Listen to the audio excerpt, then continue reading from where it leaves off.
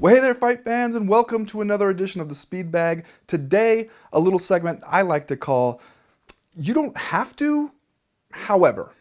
Now, this one goes out to UFC Women's Bantamweight Champion Ronda Rousey, who, according to initial pay-per-view buy estimates, as well as just looking at our own web traffic on MMAjunkie.com, had herself a pretty huge night opposite Bethe Correia at UFC 190.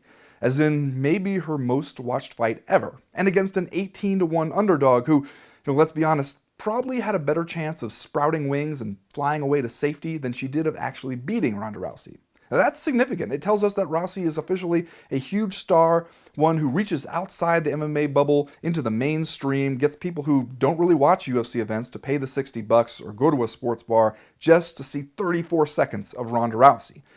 Now that's especially important for one person, and that's Chris Cyborg Justino. Now, UFC President Dana White has said he will make the Rousey-Justino fight the minute Cyborg can make 135. However, she's pretty big for 145. We don't know if the day's ever going to come when she's going to be able to meet Ronda Rousey at bantamweight.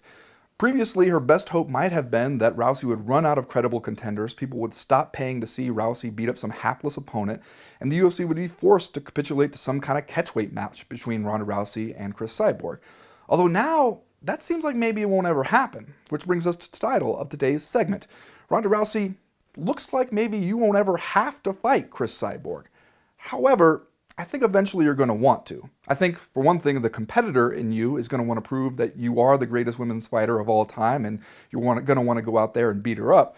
I think also you're just going to get super annoyed with all of us who won't stop talking about that fight. And trust me, we won't. Ask GSP and Anderson Silva, ask Fedor and Randy Couture. We can keep talking about annoying fights we would love to see indefinitely. And we'll do it probably after every Rousey fight from now until the Cyborg match eventually happens.